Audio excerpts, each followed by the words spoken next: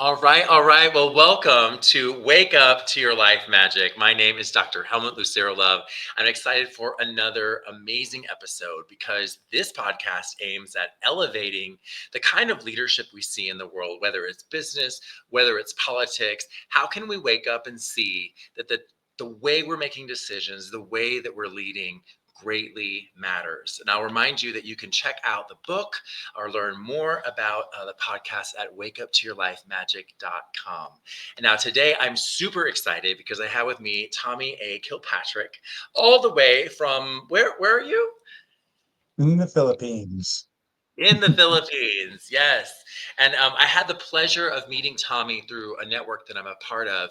And Tommy has some really unique stories that I think are really going to bless the ears of many of you, maybe hopefully expand your thinking and your perspective, which is super important as we realize that we're all conscious beings, but we're all part of the same story. So the more people I find that you widen your network, the more you're going to understand our story together. So Tommy, thanks so much.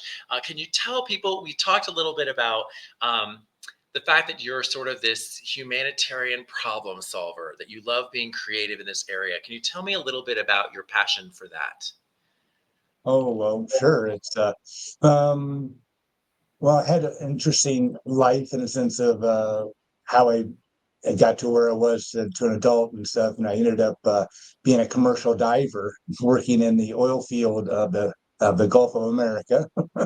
Okay. So let's see. The oil glut came along in '82, and I was laid off, so I went back to California, where I was born and raised, and I was hanging out with some friends and things, and not really doing too much, doing a little bit of side diving. I was paid very well, so I didn't have to work that much. And a friend of mine, she was interested in being a manicurist, so I took her to a manicuring school and to hear about how it is to be a manicurist. And I said, well, how do guys doing this? You sit back down. Women love to have their feet rubbed by a guy. So I became a manicurist. People say, well, I went from a macho diver to a feminine manicurist. Well, no, I was a guy who wasn't gay. So Yeah, but didn't you that's how I wind was up doing, introduced to everybody. is this the part where you did reflexology or no? That's where it led into because I was terrible at nails. I was just awful. So the boss said, don't do any more nails, just do your pedicures. So I had developed a pedicure table, and that's where I could more easily raise the client up so I could get to their feet a little bit easier. So, and then it was easier to massage the feet. And so I developed this table and went to a trade show, but I needed something up on the booth because I had nothing. So I got these reflexology charts, and so I had a girlfriend at the time that turned out to be my wife. But she said, how many do we sell of the table? I said, none. She said, what do they want to buy? I said, they want to buy these charts. Oh, how many did you sell? None. You idiot. Sell them. They didn't have any. It doesn't matter. So I ended up selling charts and then books. And then people wanted classes. So I started teaching classes. And then I wrote my own book. And then it led into more. And then people want to be an instructor. So I taught people how to be an instructor, and it turned out to be something nationwide and worldwide. So it was going along very well. And then about 2001, something happened on 9/11, and the economy changed. I was actually in Florida at the time, had just taught a class, got on the plane, and I heard that the plane hit the building. So I went, yeah, that happened in '45. We had the B-25 hit the Empire State Building, no big deal. And then they announced there's a second one. I went, I'm getting up. So I got up out of the seat, grabbed my carry and walked out, got my rental car, and then went to saw a friend and watched the whole thing happening. So from that, the economy changed, the world changed, and especially in 2008. So then I ended up doing a little more charitable work, and that was where I had written a book. I had gotten an infomercial contract, and I was doing very well with that. And things happened, and ended up with a lot of debt, and worked out those issues, and then had a charity. So I helped a lot of people with their credit and things like that. And then after a 28-year marriage, the wife said, get out and take the dog with you, which was the best thing that ever happened to me. So at that time, I decided to be homeless, and that was a choice. And I chose a vow of poverty, which ended up to be 10 years of a vow of poverty. So I didn't really touch currency. I wasn't involved in the finance and things, but I helped other people. And I took a trek all across the country and ended up in Maine. So from Maine, I developed these ideas that I saw so much waste in the restaurant because I actually was a chef at a restaurant. And I figured out there had to be an easier way of getting food to people and cooking it, more about economy of scale. My brother was in Vietnam on an aircraft Ticonderoga, and they fed 5,000 men 4 meals a day. So if they can do that with economy scale, we could actually do that with people. So there's a way of feeding people free food freely and still being able to make a profit. So I figured that out. It's a book coming up that I'm writing. And I figured out housing too. There was a way of combining people housing together. And then it went back to my medical clinics. So where did the medical clinics come about? Well, that's where it happened is yeah, a friend of mine, she had said, come over to my house and I'll take a look at this device. And so she had a bucket of water and I put my feet into it and dropped this kind of round thing into it and turned it on electricity. And all of a sudden brown scum was coming out of my feet. And I'm like, oh my gosh. So it was called the Q2. It came from Australia and it was a foot bath ionizer. So if any of your audience looks that up, they'll see these all from now China. I used to have hundreds of them. They'd be different variations of them. But now China has taken over and produced only basically one kind of foot bath ionizer. So I began to sell them because I would say people have dirty feet. So it tied right in my reflexology classes. And so I Right. sold them at my class. I put their feet in, the brown scum would come out. Right. Oh my gosh, you got dirty feet. So I never told anybody it was a healing device. I always told them it was just a foot bath, it just cleans your feet. Yep. And anyway, there's more to that than this. So yeah. So then But that led me into a clinic, and I designed it more on a gym membership because I'm not a medical doctor. My wife was a nurse, but oh man, we kind of saw the whole operation, what we were doing. We actually ended up having 5 in the Southern California area.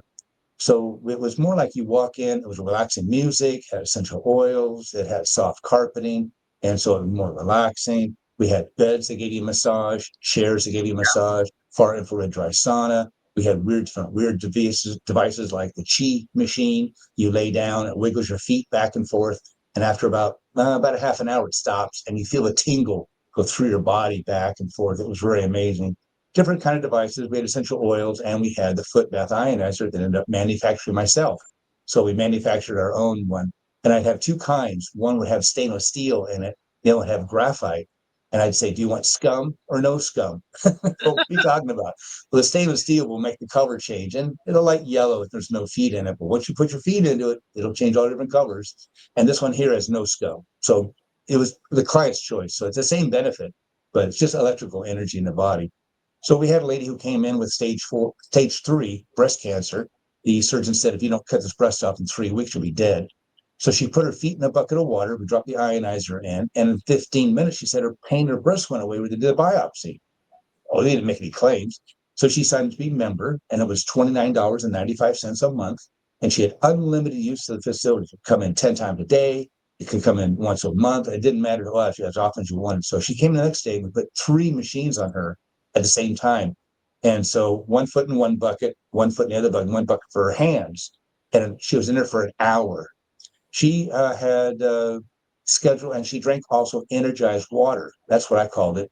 We took a bottle of water and we put it in a foot bath. And in 15 minutes, the energy went through the glass, through the plastic, into her into drinking the water water. and changed the surface tension. And I know that by measuring it. And so she drank the water and did the foot treatment as often as she wanted. Sometimes she came in once a day, twice a day. Sometimes she had 3 machines, 2 machines, one. Didn't matter. We just did what she said. 34 days later, she had the breast removed and they found no cancer. There was no chemotherapy, no radiation therapy.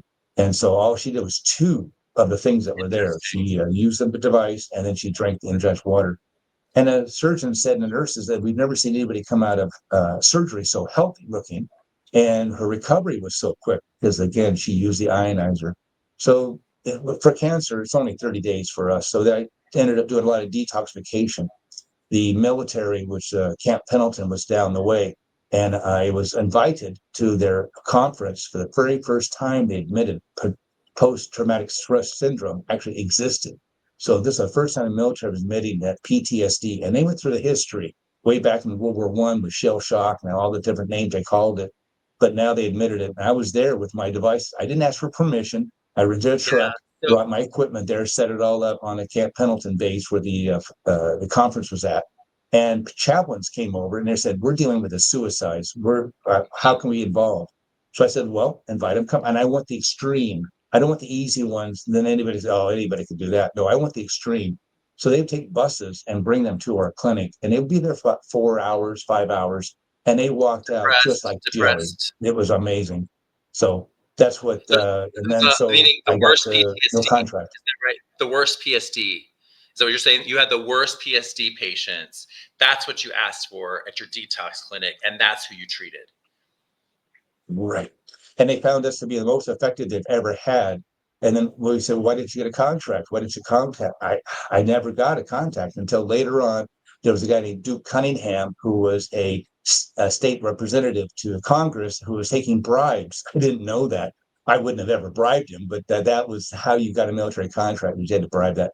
So that's kind of like my history there of that. And so when I was in Maine, I was going, well, I could do this too. And then with the doing the food and the housing, and then ended up going here to the Philippines, and it's a lot easier. I was busting my head for So let two me, years. I Tommy, tried sorry, just a second, in Maine. just a second, Tommy. So for our listeners, because I want them to follow this. So you go through this period of homelessness, you wind up in Maine, and you start innovating. And what you covered already was food. You covered housing, which we'll get into both, and then really this kind of throwback to you working on detoxifying people is kind of the thread of now the third thing you worked on. You had this skill in detoxifying. You helped this cancer patient. You helped PTSD veterans who actually, that was the best solution, but it was overlooked by political corruption. And then you get to Maine and you pull out this good old trick of your hat, and what is it that you do in Maine with the same thing? Right. So then that's where I ended up going, tell me, because I was butting heads. I went to city council meetings. I made offers to the food pantries, to churches, to senior centers, and they all had a commercial kitchen and they're not being used. And here's all this free food. So I figured out that if you're given food stamps, which is $300 a month usually for one person, and if I had 100 people, I'd have $30,000 I could spend at Costco or at Sam's Club. So I can get the food at a much cheaper price and then feed them 2 meals. They don't need 3 meals a day. You just need two. But if they say supersize me, I give them a whole nother meal for free. So it's a 5 course meal. And that's what I had proposed to people. And they just said, "No, we can't do it. It's insurance, all kinds of excuses." So it never So happened. But here in basically, the Philippines, I'm able to do that. a practical solution to feeding people healthy foods by basically pulling together food stamps across the community and facilitating their feeding, basically, right? And the food pantry. I would go to the food pantry and they would give me 65 pounds of food. I lay it Yeah. all out. It was unbelievable. The fresh vegetables, the fresh fruit, meat, chicken, frozen, canned food, pasta. And then people would just generate to the very simple thing of mac and cheese. That's all they were eating. I'm going, this is terrible. So I was a chef, so I knew about the waste in the restaurant business too. So if I had a kitchen, all I needed was a commercial The kitchen. kitchen was And the kitchen. everywhere Yeah. I turned, it was always no, no, no. So I had got up just frustration. I said, I'll do it in the Philippines, where it's a lot easier because I'm here to find the nurses to bring them back to then combine the little ladies into one big house. And that's where So, I'll have a family member be the nurse and take care of them for the rest of their life. And they live in one more house. So instead, it's economy of scale. And so instead of having so this is five the houses with five second insurance and idea, five right? things, So this it'd is be much better to so do it this in is the one. yeah, so this is the second concept, right? So the first concept, community feeding, right? Through basically pulling together resources to do a community effort to get healthy, prepared food that's nutritious to not only adults, but also children, if that's in the spectrum. Now, this second one is about community housing and looking at particularly senior women. Often we know that women outlive men 4 to 5. So if you're a man, you're likely to die in a marriage. If you're a woman, you're likely to die alone. That's just the math. But those women who have those resources, the concept is to pull them together, right, into groups together, and then provide a low cost caregiver. That's the model, right, Tommy? Generally, yes. And that's why after three of them pass away, the house becomes the family owned of the Filipinos who have been given the service to them with the provision the other two ladies live there for the rest of their life. So this is where they're motivated to keep the house in great condition because they're going to be the eventual owner of it. Because these ladies have five houses they own. They're living alone. They're cold during the wintertime. At the end of the month, they're not eating very much because they spent all the food stamps first 2 or 3 weeks, and they're cooking for themselves. It's no fun. They're no one's around. They're lonely. They're depressed. They're suicidal. So why push these people in the house? It's too big for them. 150 years ago, the house was fantastic. You had 300 family members, and the whole church was their community. It was, but now there's one all abandoned by their children. So we find in these abandoned women to then come to a nursing home. They're all being closing out because you can't find anybody to work. So I had an offer on a 27-bed nursing facility, and I offered them $1 million, but they turned me down. They took the $300,000 cash offer. So what can I? Again, it was just frustration. So that's the plan: is to bring them into a facility and move their social security check to that place. So we'd have, if there's 25, we'd have 50,000 a month. Put them on food stamps, we'd have 25, 7,500 a month. And then the food pantry, we would have 10 or 20,000 pounds of food. So Right. we can actually do this on a cannabis scale. So then five of them will find each other a good fit. And then we buy a house, we swap houses because they've got five houses. So swap two Right. for a big one and another one for maybe renovation, whatever it needs to be. And then we have two houses that can be rental at a much lower price because they're already paid for it. So, and then we can do the whole thing for them. So that's how they can have $4,000 or $5,000 each a month to go traveling. So for the rest of their life, because the economy of scale. So it's just And once then the I person who prove is the it. Yeah, caregiver yeah, yeah. gets all of it, right? So it's an innovate. I mean, I love innovation, and I love how your heart's desire to help people is kind of put together this creative model. I could see that being a really great option both in a city and rurally, right? As we think about pulling together resources, again, community-based thinking, which I love about you, Tommy.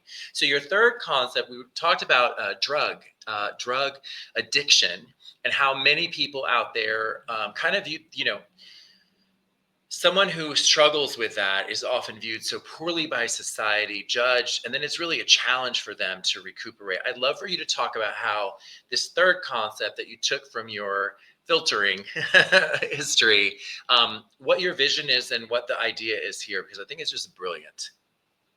Well, the area I was living in Maine is called down east, and it's kind of strange to say down east, but that was downwind going east. So you would catch the clipper ships would catch that wind that was blowing against the Appalachians and then go taking you north. So that would be down east, Down downwind, but going east. That's why that area is called that. And this is the area the Sackler family targeted on purpose. And you read about that in the book Dope Sick, which I actually happen to read. And I'm living near the town that they focus on. And so this was giving life ending, pain killing drug to children.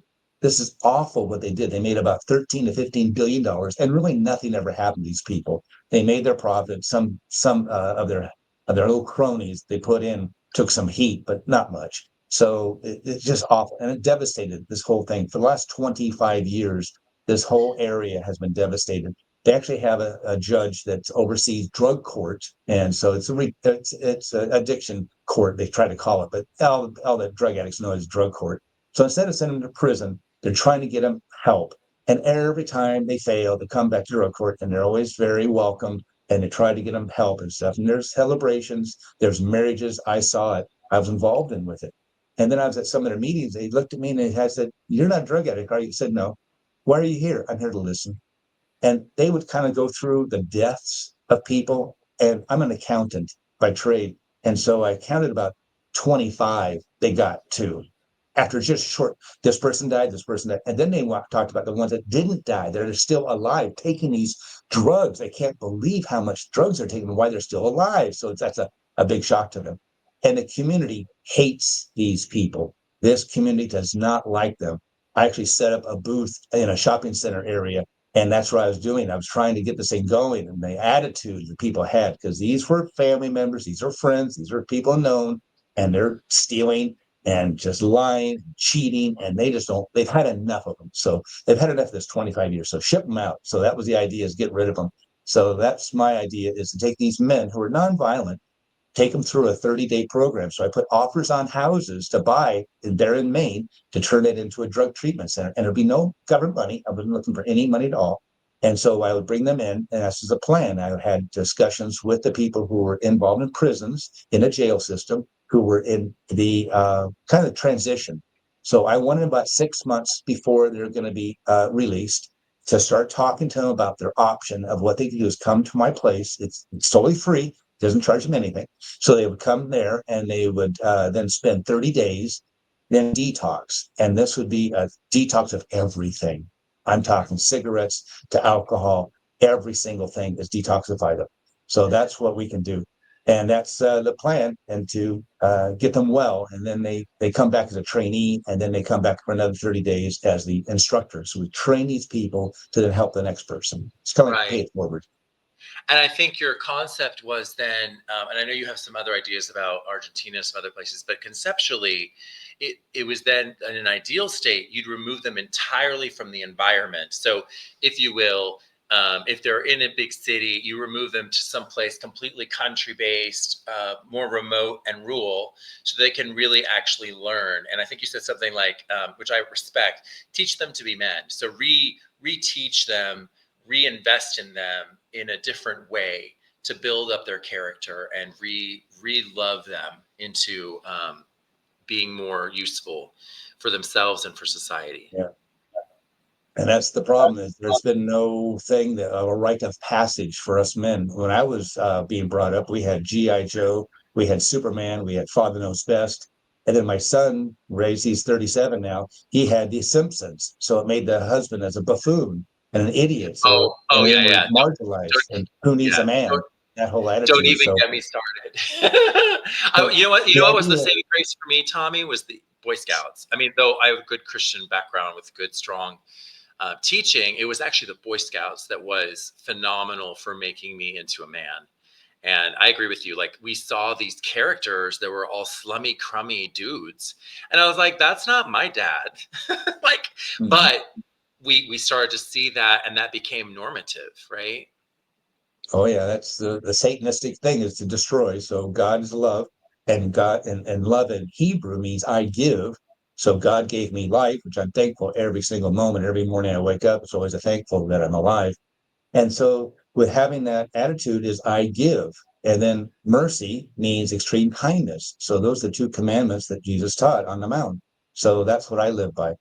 And so what we do with these people, the men, and so I'm focused on the men who have gone through the nonviolent, not only need that, but they got the anger. They definitely have anger issues. So we put them into an environment of God's mother nature. And that's where I have a belief that we live in an artificial world. All the city and stuff like that is not the way we were. Adams and Eves were scavengers of abundance. Then something happened. I don't know what. I wasn't there. So they're not there anymore. So there's now starving, scavenging for scarcity, and you need to work together. So it took a bunch of men to push the animals off the cliff to go get the meat. One guy can't do it, but you need this to be communal kind of a thing. So that's the hunters and gatherers. Then all of a sudden we had agricultural revolution, and where'd that come from? Where'd the city come from? So I believe the Adams and Eves were captured and turned into slaves. So we've got a slave master over Satan and stuff like that. We can go in that different directions. So how to be a man is to put them in an environment where they have to build their own house. And that's why I'm here in the Philippines, is to teach the farmers how to build a dome house. And we built an 8-meter dome, 25-foot dome in 4 hours with bamboo. So once you prep the material, it comes, and there's no tools needed, just zip ties.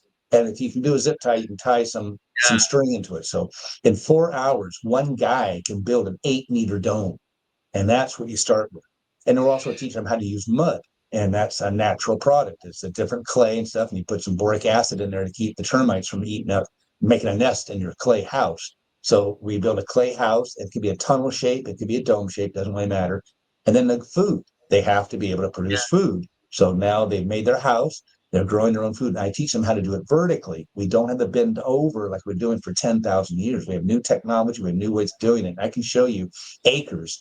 Right now, I have 5 orders for 54 metric tons of turmeric. And we can do the turmeric in these big, huge greenhouses, all done hydroponically.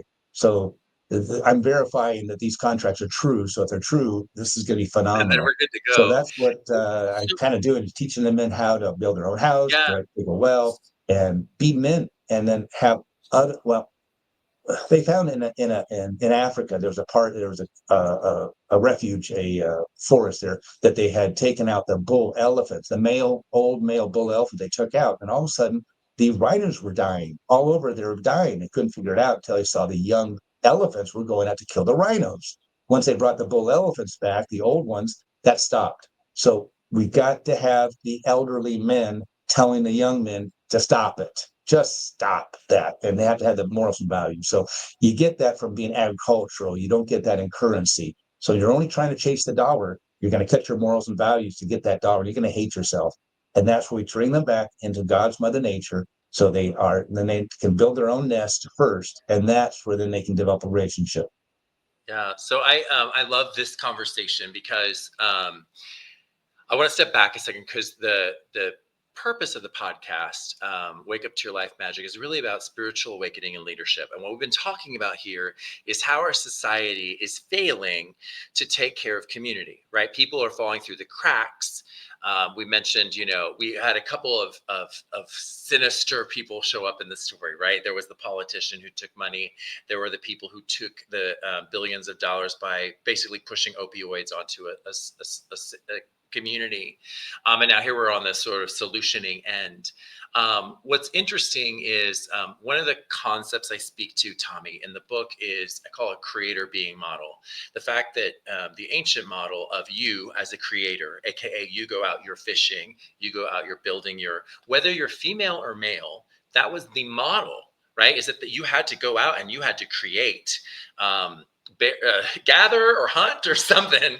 And we learned a Prussian model when the Prussians lost to Napoleon, right? They created the modern day classroom, right, in which you have an authoritarian over the group, and that made great soldiers and great factory workers and great corporate leaders. And today we see the edges of that, right, where it's wait, I've got to think on my own, I got to be creative on my own, and I'm not prepared for that by the current education system. I'm curious. So I don't think anything, I'm going to ask you a question here based upon this. So I don't believe any of this is a mistake, meaning I do believe that we had to go through the Prussian model so that we could create economies of scale, so that capitalism could pour out across the earth, because capitalism raised up the Philippines, India, China, right? We have overall across the globe a greater wealth and a higher quality of life in general. But we're on the fraying edges of that, right? Because now we're on the other side of that coin.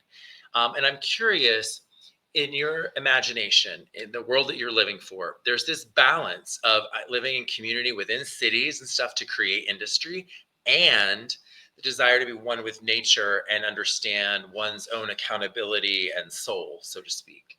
So, what do you think? How do we tackle this problem? That's what I'm doing. I came across a guy named Myron Golden. He's a YouTuber, and he has one show called "It's Easier Now to Become Wealthier Than Any Other Time in the Period of the Past." He's biblically based, so we are supposed to be in our own period.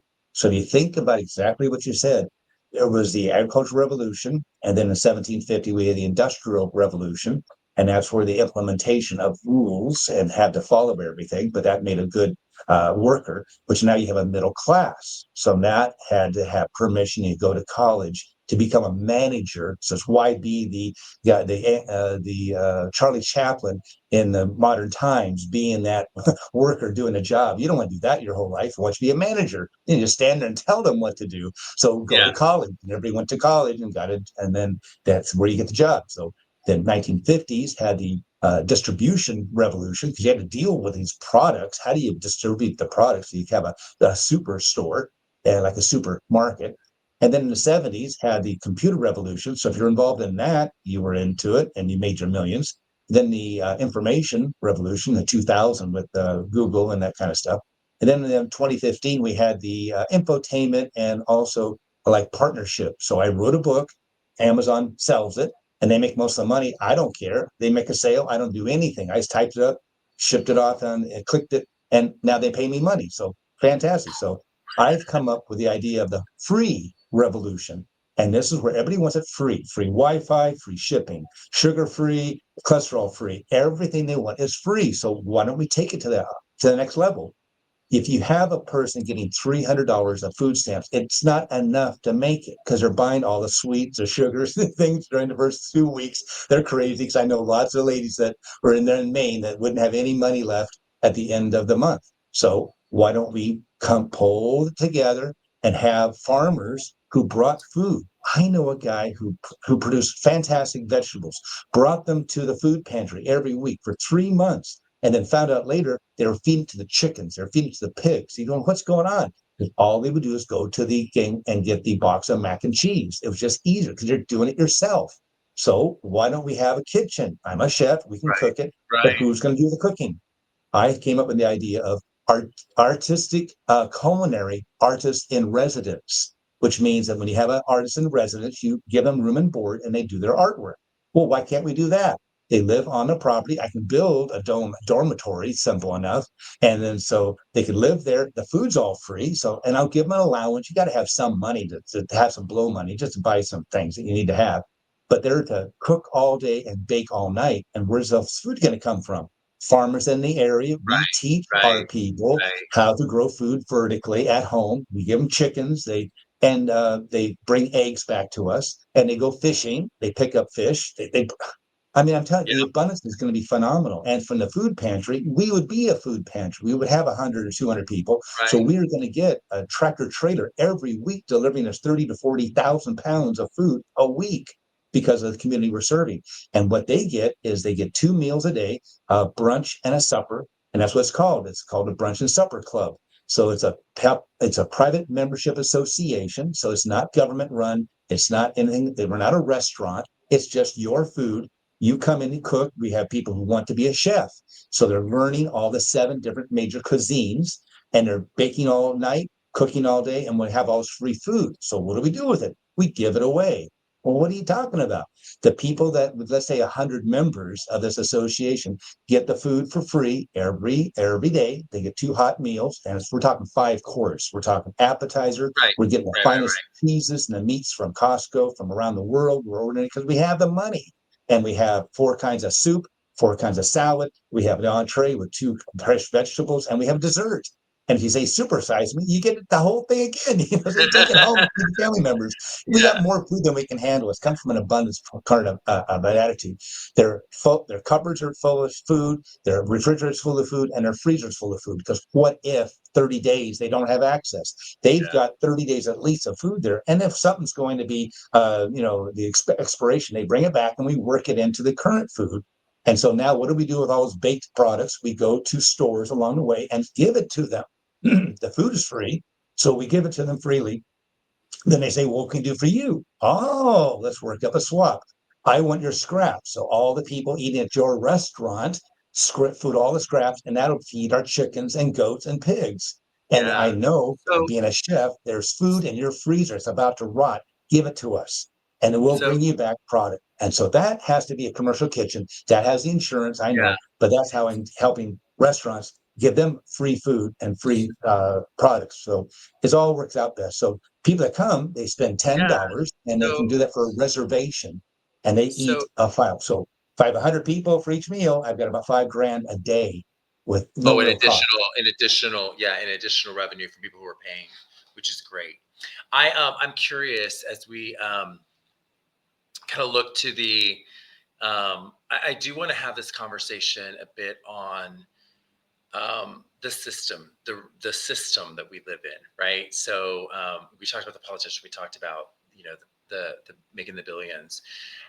What is your what is your opinion as to our best solution to this challenge? Mhm. Well, first of all, I came up with the idea of the agricultural dominated economy. So when you No, no, living I'm talking about with Oh, okay. You mean the actual economy? Well, yeah, that's one thing, is that's where you have morals and values, because you're working with people. It's about 150 people, because Mm, that's how you remember what deal you made with each every so people. Once you get okay, so more than that, kind of breaks more people down. working with one another. More people working with one another.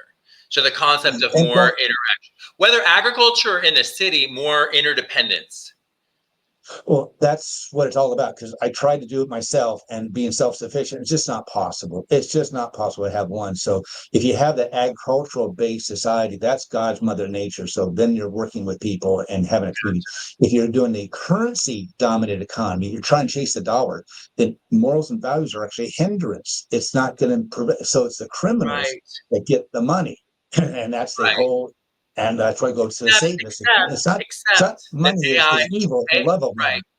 Except that AI, it potentially offers a revolution in ownership, meaning I, as an individual, or maybe even just four people collectively together, working together, can run a company that might have taken 40 people.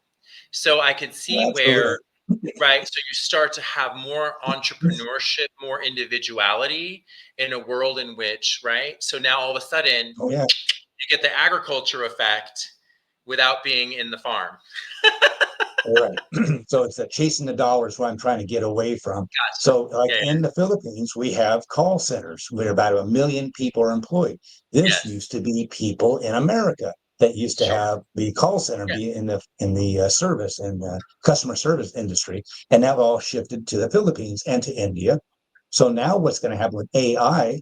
I could say 3 syllables. This AI is going to know where I'm from, my language, my dialect, and it's going to speak to me like a real person.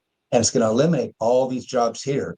So what's going to happen here? They have no clue what's coming. So it mattered next year. It's been predicted that all these are going to be gone, or most of them are going to be gone. So that's what's happening, is I have to teach this free revolution where you have the food and the housing. And now what do you do? Well, that's where we can, as a community, do things that are necessary. If you got your housing and you got your food, what more do you need? Yeah. And the creativity of starting to address their neighbors' issues, right? I don't think the Mhm. AI and tech will go away. It'll simply become far more localized, right? So the creative person who figures out a way that they can build something to help everyone else with their marriages, or help everyone else with their education in an area, or like what you're doing, right? And just really teach those things and make a business from it. Um, so I have one last question that I wrap up with, which is really just from life experience. What is one lesson that you've learned that you would love to share, that you would love to save someone from having to learn? Oh, sure. Well, I asked the question, is it possible that you, your audience, and me too, have been lied to, indoctrinated, and brainwashed? Is it possible? Of course. What would you say, Doc? Of course. Sorry. Of So a course. lie is a Yes. We lie. live in a And system. We live in a right. system, right? I know. Yeah. So a lie is a lie and it's obvious. But what happens if it's told generationally? Oh, we just don't do it that way. And then if you don't question, you're brainwashed. So to stop your brainwashing, all I ask you to do is a mind like a parachute. It only works when it's open.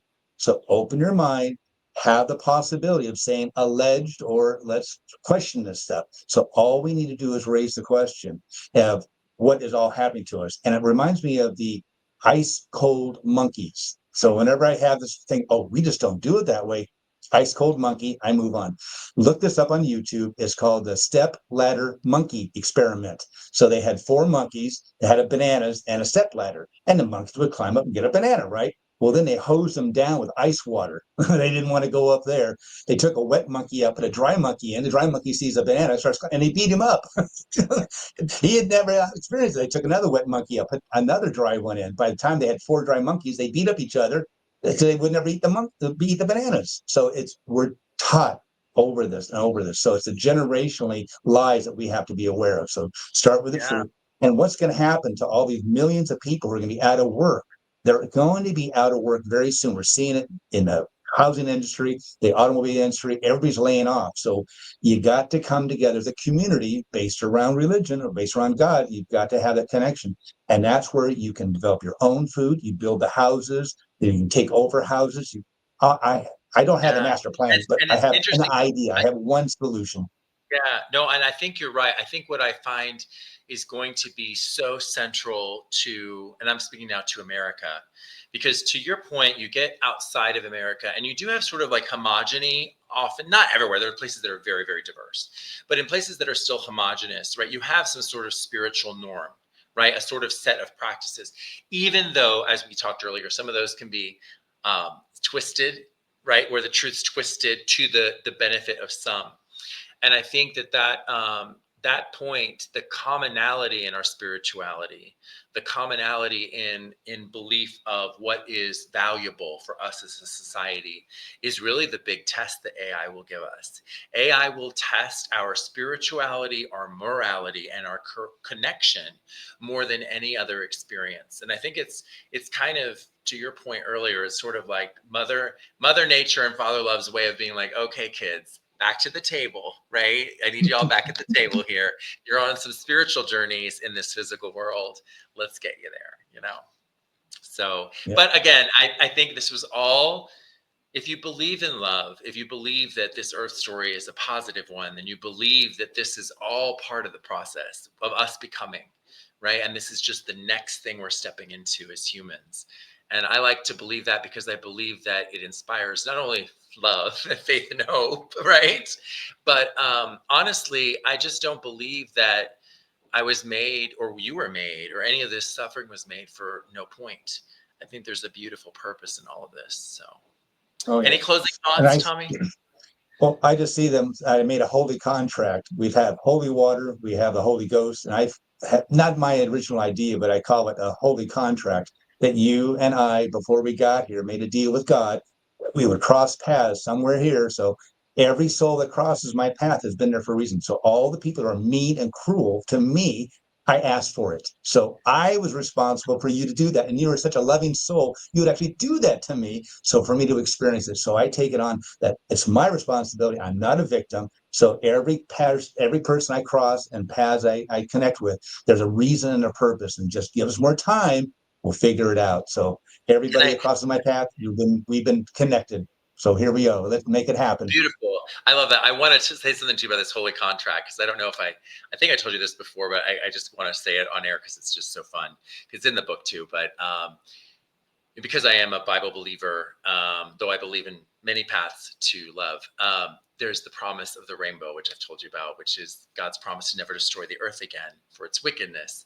And I feel like the contract's already been made, is my point, Tommy, right? The contract has Yep. already been made that there's going to be a good ending for us. So that's how I work through it. And then it's our job to figure out how to move forward because the goal, the end, the manifestation is good, right? Well, it's We been can a do it. total pleasure, Tommy. I love your heart that has driven your mind to generate so many beautiful solutions. And you have such a love already for the people that you're with there in the Philippines to think about their future. So thank you so much, my friend, for being here. I really, really appreciate you. For those of you who want to learn more about Tommy or just connect with him because he's been so amazing, because he is, and such a great thinker, or to support him in any of his work or learn more, check him out on Facebook at Tommy with a Y, Tommya, and then Kilpatrick, Kilpatrick on Facebook. Thanks so much, Tommy, for being here. Thanks so much. Have a good one, and we'll see you all next time on Wake Up to Your Life Magic.